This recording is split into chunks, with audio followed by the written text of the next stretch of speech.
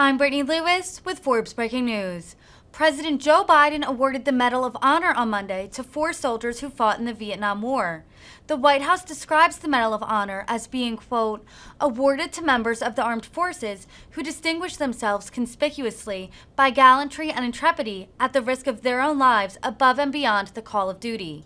Biden described how each of these soldiers, quote, performed acts of incredible heroism during the Vietnam conflict. Listen in for the full ceremony. Please be seated. Well, welcome to the White House. You know, this is a day that I quite frankly think being president is inadequate because there's so many brave women and men in here, and so many people we're honoring today.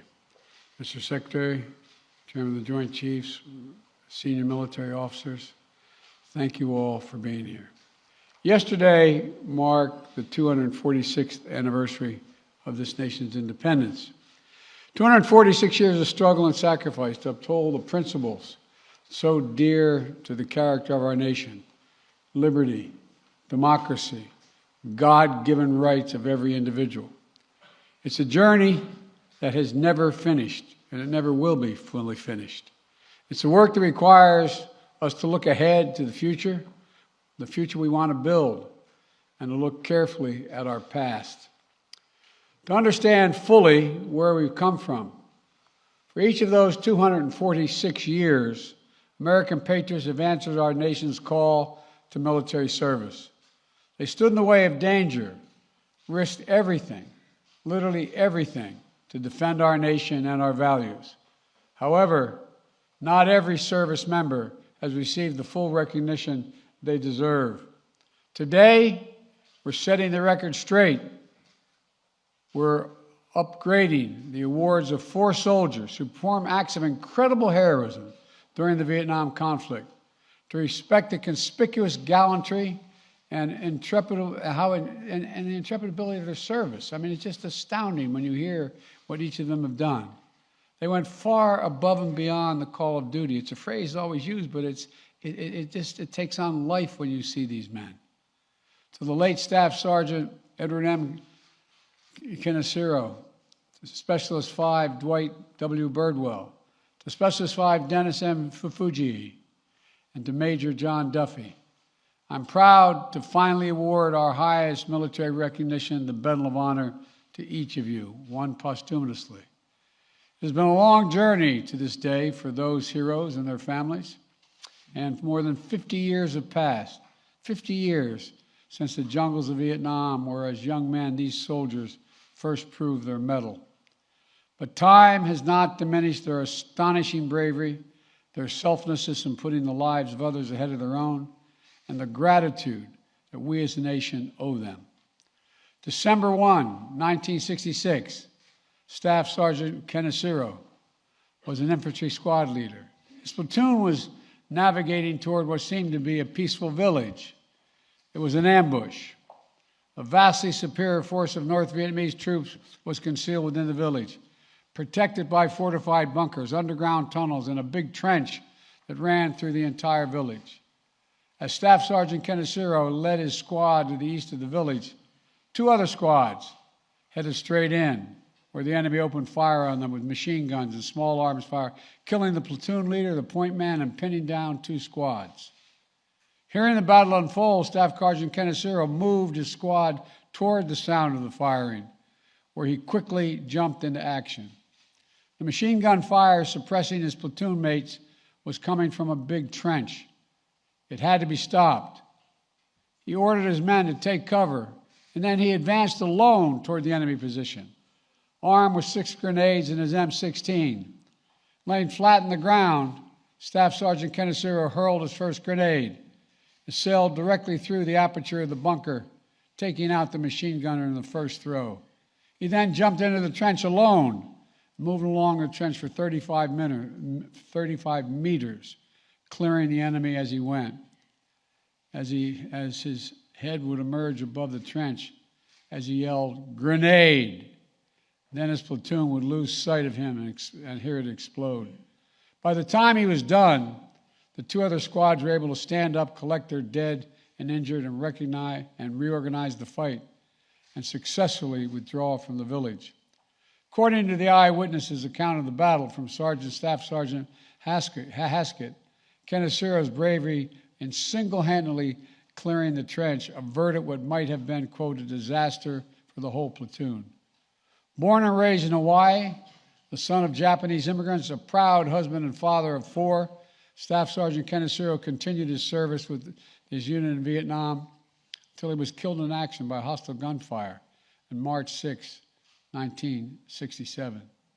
Today, his memory lives on in the lives he saved, in the legend of his fearlessness, and in the hearts of the family he left behind.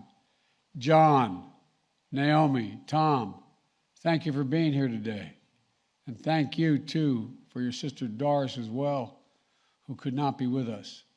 And John, thank you for your military service. Your family sacrificed so much for our country. I know that no award can ever make up for the loss of your father, for not having him there as you grew up. But I hope today that you take some pride and comfort in knowing his valor is finally receiving the full recognition it has always deserved. January 31, 1968, it was an opening assault that would come to be known as the Tet Offensive, a particularly bloody period of the Vietnam War. North Vietnamese forces launched an attack on a strategically located air base near Saigon. The first American unit called to respond was that of Specialist 5 Dwight Birdwell. Unknown to approximately 100 men in C Troop, they were moving to be taken on a full regiment of Viet Cong, likely to be more than 1,000 strong. They arrived, the troop engaged the Viet Cong forces. Specialist Birdwell's unit took the main brunt of the attack, with many tanks and vehicles disabled.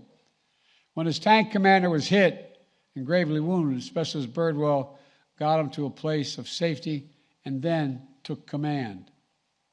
He knew his vehicle was on the first line of defense, so Birdwell stood in his commander's hatch at times, half exposed, at times standing entirely out of the tank, fully exposed, laying down suppressive fire on the enemy. He used the tank's cannon. He used the tank's machine gun. He used his personal rifle. He sustained fire, drove back the attackers, and created a place of relative safety for injured men behind the tank to take cover. He provided battlefield updates to his commanders until the enemy shot the communication system right off of his helmet. When he ran out of ammunition, he ran to retrieve an M60 machine gun and ammo off the helicopter that had been downed in a flight to keep firing on the enemy.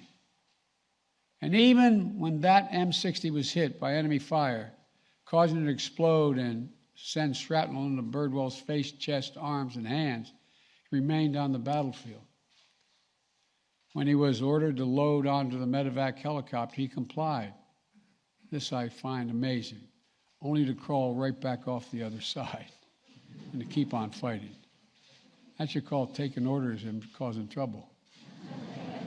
God love you. Only after reinforcements arrived and only after he helped treat the evacuees, his fellow wounded, did Specialist Birdwell agree to evacuate himself. At the time, Birdwell received a Silver Star for his outstanding heroism on the battlefield.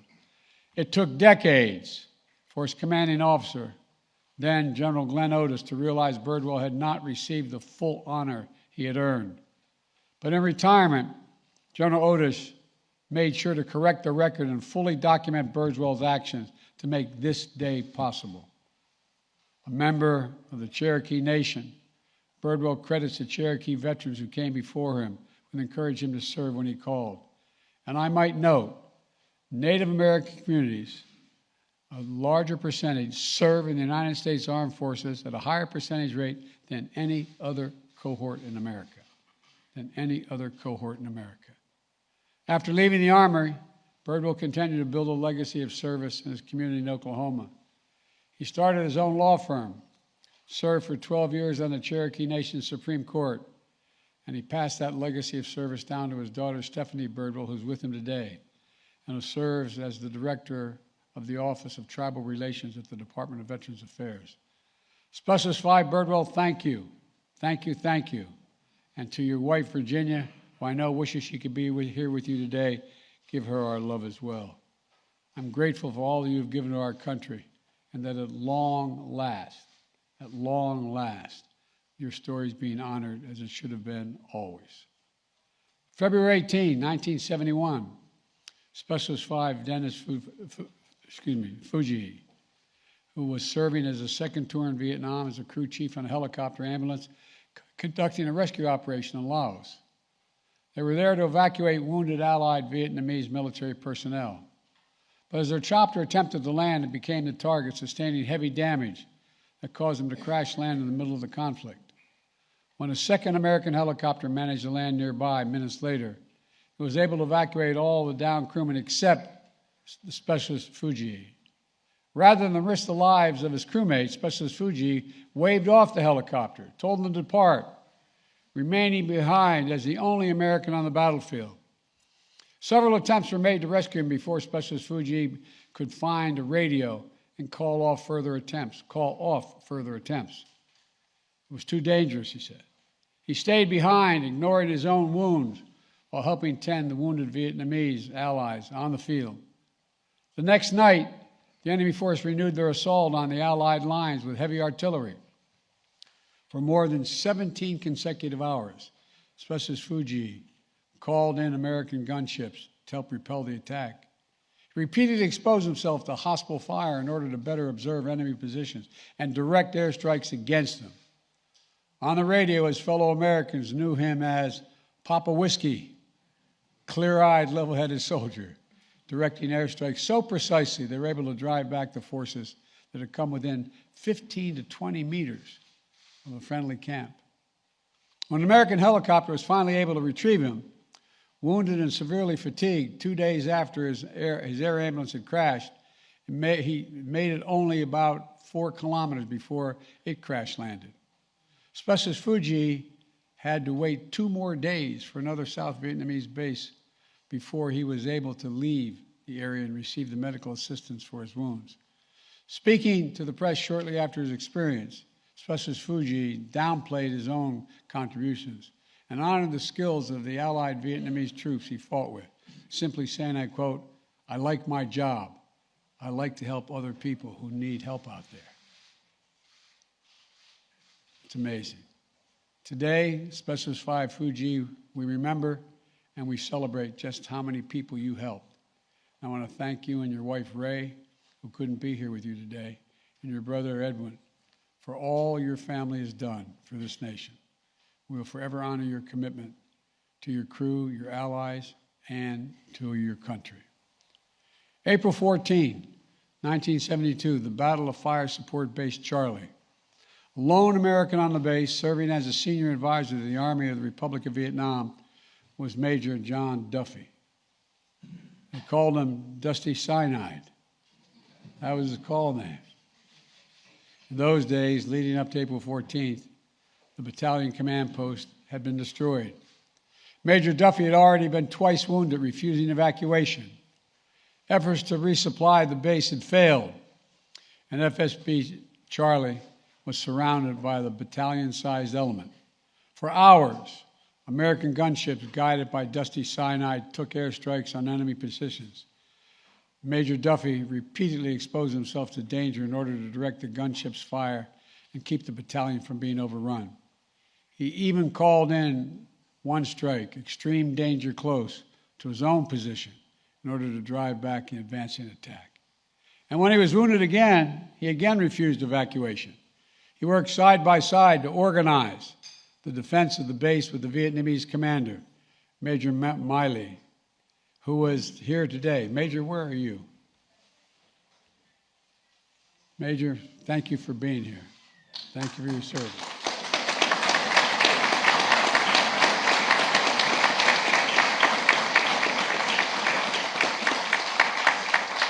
It's an honor to have you here. When they finally had to abandon the base, Major Duffy volunteered to lead the rear squad and cover their retreat. And when the withdrawing soldiers were ambushed early on April 15th and many of the injured troops scattered, Major Duffy remained with those who were wounded. rallying them to make it to an established evacuation zone despite being constantly pursued by the Viet Cong. Upon reaching the exfiltration site, Major Duffy again made sure he was the last to board the helicopter. And finally, the airship was ready to depart. One of his Vietnamese allies was shot in the foot, causing him to fall backwards out of the helicopter. But Major Duffy caught him and dragged him back in on board with him, saving one more life along the way. Major Duffy served in the Army until 1977, completing 3 tours in Vietnam, numerous Special Forces assignments, and 20 years of faithful service to our country.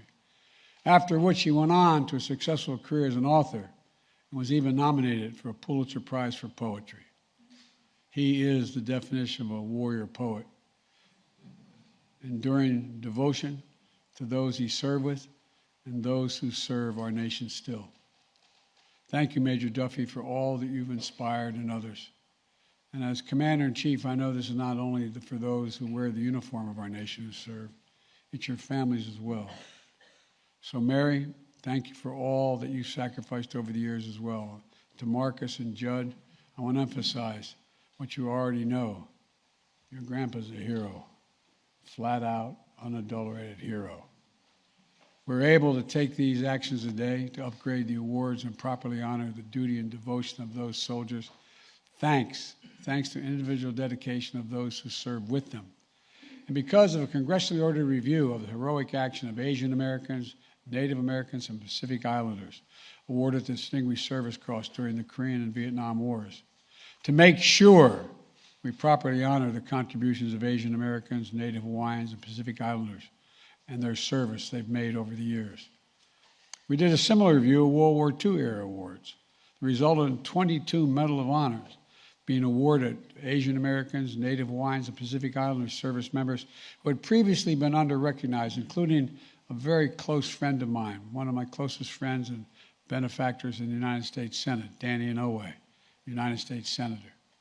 So I want to also thank the members of Congress who helped make this possible, ensure that the United States lives up to our promises, that for those who give their best for our country, we'll always, always give our best to you. I also want to take a moment to recognize 3 other Medal of Honor recipients awarded for their heroic actions in Vietnam who are with us today. Walter Morin. Walter, where are you? There you go, Stint. Walter, thank you, Tom.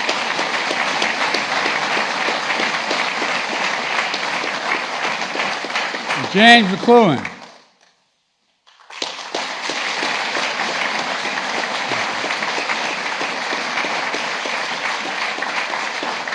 And Brian Thacker.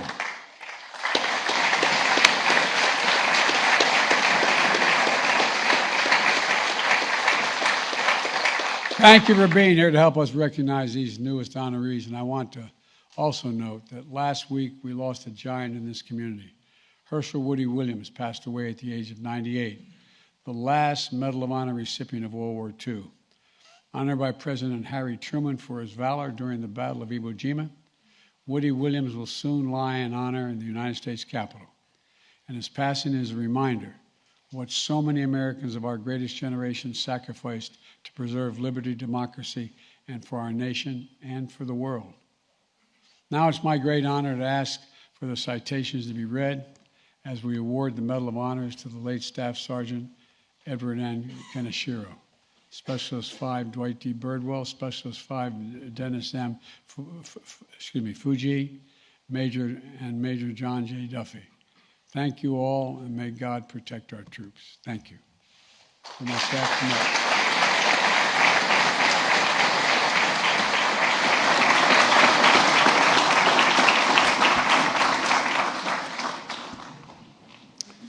John Kaneshiro, accepting on behalf of his father, Staff Sergeant Edward Kaneshiro.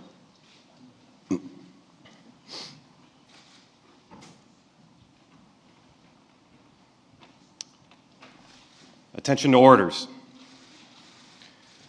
The President of the United States of America, authorized by Act of Congress, March 3, 1863, has posthumously awarded, in the name of Congress, the Medal of Honor to Staff Sergeant Edward N. Kaneshiro, United States Army, for conspicuous gallantry and intrepidity at the risk of his life above and beyond the call of duty.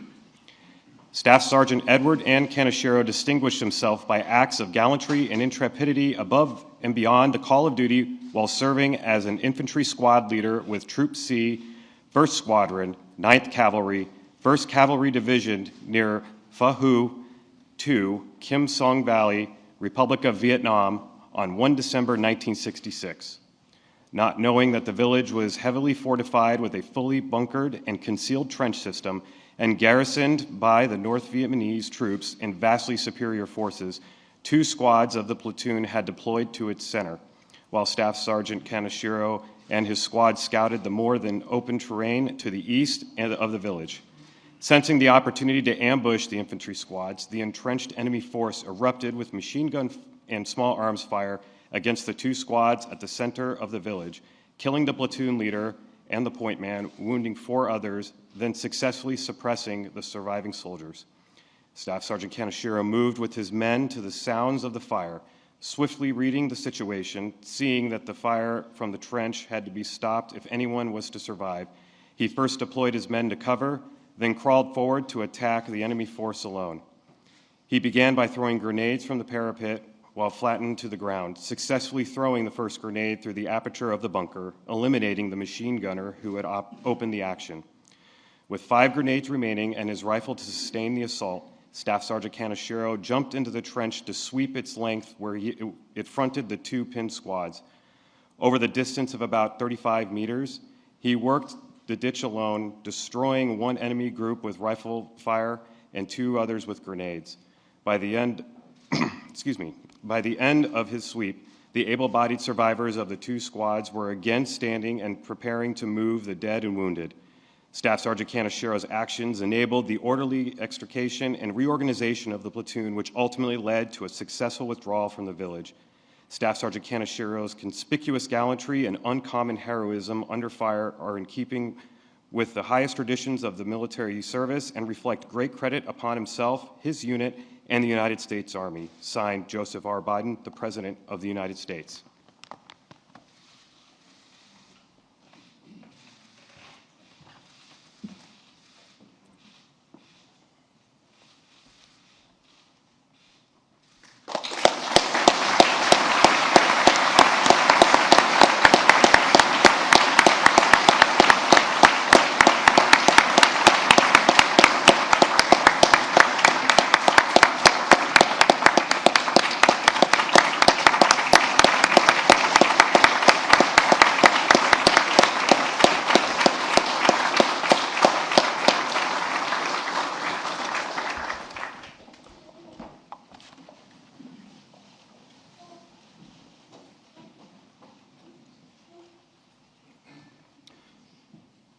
Specialist 5, Dwight W. Birdwell.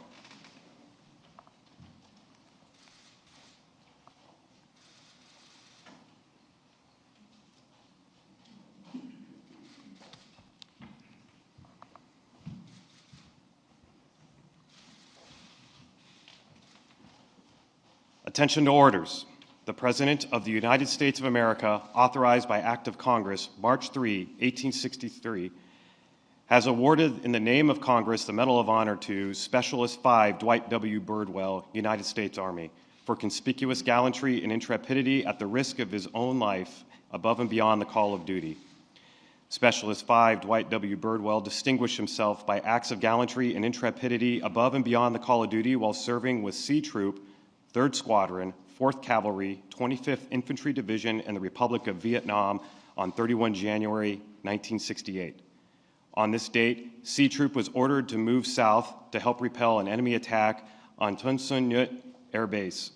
As the C Troop column of tanks and armored personnel carriers approached the west gate of Ton Son Nhut Air Base, it became under intense enemy fire from a building at its right. Unbeknown to C Troop, it had driven directly into an enemy force consisting of 3 battalions. The column tried to push through the initial attack, but the lead tank, crippled by rocket-propelled grenade explosions, was blocking the way forward. C Troop immediately came under heavy enemy fire from both sides of the road. Specialist 5 Birdwell, upon seeing that his tank commander was wounded by enemy fire, immediately went to his aid. Under intense enemy fire, he lowered the injured tank commander to the ground and moved him to safety. Specialist 5 Birdwell then, with complete disregard for his own safety, mounted the tank and assumed the tank commander's position. Standing in the tank commander's hatch with the upper half of his body exposed to heavy enemy fire, Specialist 5 Birdwell used the enemy tank's 50 caliber machine gun and 90 millimeter main gun to suppress the enemy attack. With ammunition for the 90 millimeter main gun exhausted, he continued to fire the 50 caliber machine gun until it overheated. At this point, Specialist 5 Birdwell, rather than abandoning his position, continued to engage the enemy with his M16 rifle, sometimes exposing his entire body to fire in order to engage the enemy from a better vantage point. When a U.S. helicopter crashed nearby, Specialist 5 Birdwell, under withering enemy fire, dismounted and moved to the helicopter where he retrieved 2 M60 machine guns and ammunition. After giving 1 M60 and ammunition to a fellow soldier, he remounted his tank and used the other M60 to again engage the enemy. Specialist 5 Birdwell continued to engage the enemy with complete disregard for his own safety until the M60 he was firing was hit by enemy fire. Specialist 5 Birdwell, now wounded in the face, neck, chest, and arms, dismounted the tank but refused to be medically evacuated.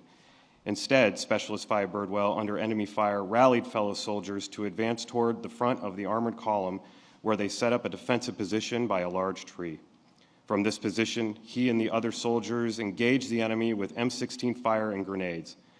As the enemy fire lessened, Specialist 5 Birdwell gathered ammunition from disabled vehicles and helped wounded soldiers move to safer positions. His leadership and tenacity under fire inspired the other Sea Troop soldiers to continue fighting against the superior enemy force and directly contributed to the enemy's ultimate defeat. Specialist 5 Birdwell's extraordinary heroism and selflessness above and beyond the call of duty were in keeping with the highest traditions of military service and reflect great credit upon himself, his unit, and the United States Army. Signed, Joseph R. Biden, the President of the United States.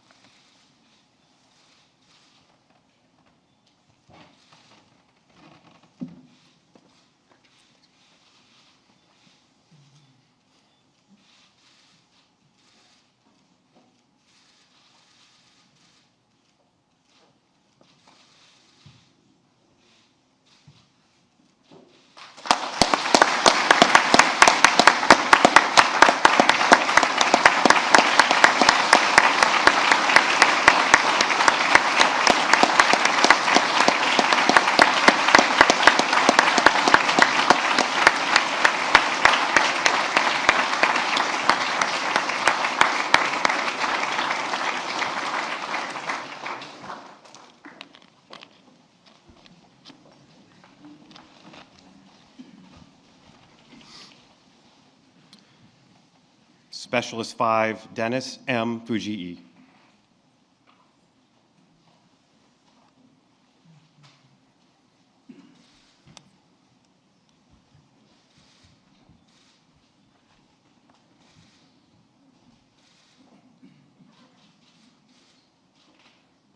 Attention to orders. The President of the United States of America, authorized by Act of Congress, March 3, 1863, has awarded in the name of Congress the Medal of Honor to Specialist 5 Dennis M. Fujii, United States Army, for conspicuous gallantry and intrepidity at the risk of his own life and above and beyond the call of duty. Specialist 5 Dennis M. Fujii distinguished himself by conspicuous gallantry and intrepidity beyond the call of duty while serving as crew chief aboard a helicopter ambulance during the rescue operations in Laos, Republic of Vietnam, during the period of 18 to 22 February 1971. Specialist 5 Fujii was serving with the 237th Medical Detachment, 61st Medical Battalion, 67th Medical Group. The team's mission was to evacuate seriously wounded Vietnamese military personnel from the midst of a raging battlefield. The aircraft's primary approach, the bullet-infested landing zone, was thwarted by heavy volumes of enemy fire directed at the specialist's helicopter. As the pilot made a second landing attempt, the enemy concentrated a barrage of flak at the air ambulance, which damaged the craft and caused it to crash in the conflict area, injuring Specialist 5 Fujii. Moments later, another American helicopter successfully landed near the wreckage of the specialist airship and extracted all the downed crewmen except for Specialist 5 Fujii, who was unable to board the helicopter due to intense enemy fire directed at him. Rather than further endanger the lives of his comrades aboard the second helicopter, Specialist 5 Fujii waved the craft out of the combat area and remained behind as the only American on the battlefield. Subsequent attempts to rescue the specialist were aborted due to violent anti-aircraft fire. Specialist 5 Fujii finally secured a radio and informed the aviators in the area that the landing zone was too hot for further evacuation attempts. During the night and all through the next day, Specialist 5 Fujii disregarded his own wounds as he administered first aid to the Allied casualties. On the night of 19 February, the Allied perimeter came under ruthless assault by a reinforced enemy regiment supported by heavy artillery. Once again obtaining a radio transmitter, Specialist 5 Fujii called in American helicopter gunships to assist the small unit in repelling the attack. For a period of over 17 consecutive hours, Specialist 5 Fujii repeatedly exposed himself to hostile fire as he left the security of his entrenchment to better observe enemy troop positions and to direct airstrikes against them. At times, the fighting became so vicious that Specialist 5 Fujii was forced to interrupt radio transmissions in order to place suppressive rifle fire on the enemy while at close quarters. Though wounded and severely fatigued by 20 February, the specialist bore the responsibility for the protection and defense of the friendly encampment until an American helicopter could land and attempt to airlift him from the area. As his air ambulance left the battlefield, it received numerous hits and was forced to crash land at another South Vietnamese Ranger base approximately 4 kilometers from the specialist's original location. The totally exhausted Specialist 5 Fujii remained at the Allied camp for 2 more days until yet another helicopter could return him to Phao Bay for medical assistance on 22 February. Specialist 5 Fujii's extraordinary heroism and devotion to duty were in the keeping of the highest traditions of military service and reflect great credit upon himself, his unit, and the United States Army. Signed, Joseph R. Biden, the President of the United States.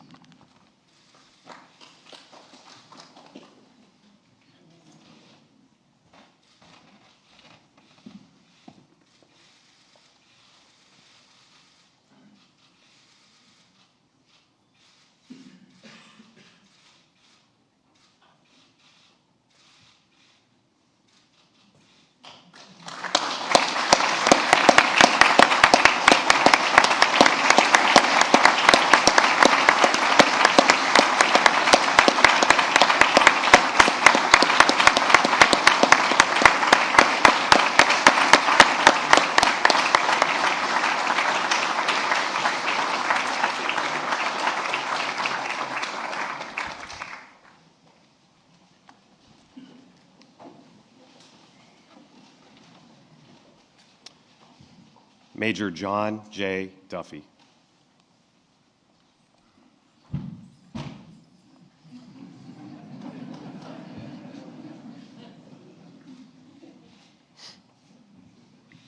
Attention to orders. The President of the United States of America, authorized by Act of Congress March 3, 1863, has awarded in the name of Congress the Medal of Honor to Major John J. Duffy, United States Army, for conspicuous gallantry and intrepidity at the risk of his own life above and beyond the call of duty. Major John J. Duffy distinguished himself by acts of gallantry and intrepidity above and beyond the call of duty while serving as the senior advisor to the 11th Airborne Battalion, 2nd Brigade, Airborne Division, Army of the Republic of Vietnam, and the Republic of Vietnam during the period of 14 to 15 April 1972. In the 2 days preceding the events of 14 to 15 April 1972, the commander of the 11th Airborne Battalion was killed, the battalion command post was destroyed, and Major Duffy was twice wounded but refused to be evacuated. Then on 14 April, Major Duffy directed the defense of Fire Support Base Charlie, which was surrounded by a battalion-sized enemy element.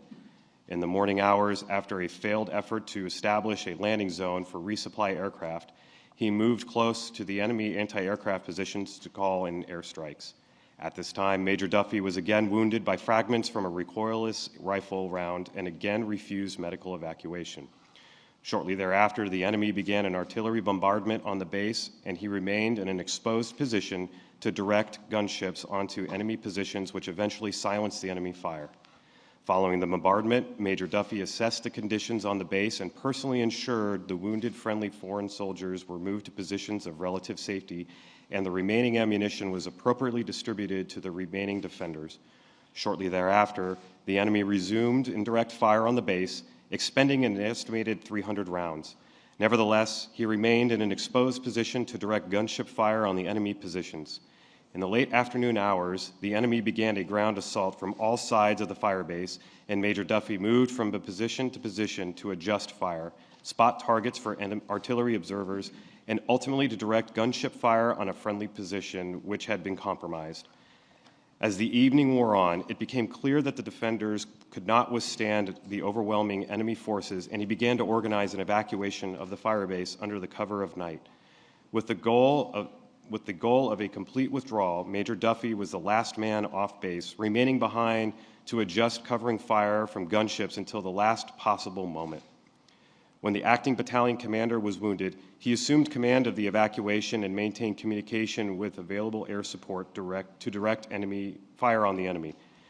In the early morning hours of 15 April, the enemy ambushed the battalion, inflicting additional casualties and scattering some of the able-bodied soldiers. Major Duffy organized defensive positions during the ambush and ensured the friendly foreign forces could successfully repulse the enemy. After withstanding the ambush, he led the evacuees, many of whom were significantly wounded, to an established evacuation area despite continually being pursued by the enemy. Upon reaching the exfiltration site, Major Duffy directed gunship fire on the enemy positions and marked a landing zone for the helicopters. Only after ensuring all of the evacuees were on board did Major Duffy board while also assisting a wounded friendly foreign soldier in with him. Once on board, he administered aid to a helicopter door gunner who had been wounded during the evacuation. Major Duffy's extraordinary heroism and selflessness above and beyond the call of duty were in keeping with the highest traditions of military service and reflect great credit upon himself, his unit, and the United States Army. Signed, Joseph R. Biden, President of the United States.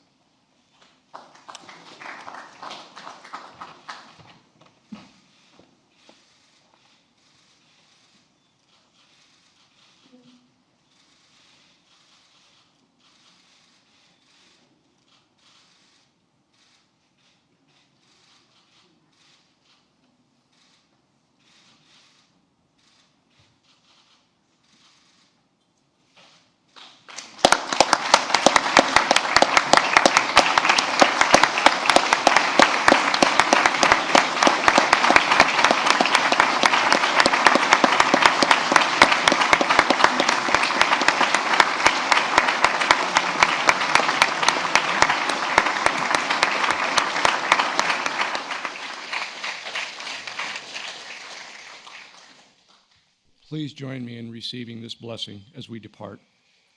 Most holy God, thank you for the lives of these men who inspire and challenge us to extraordinary acts of service.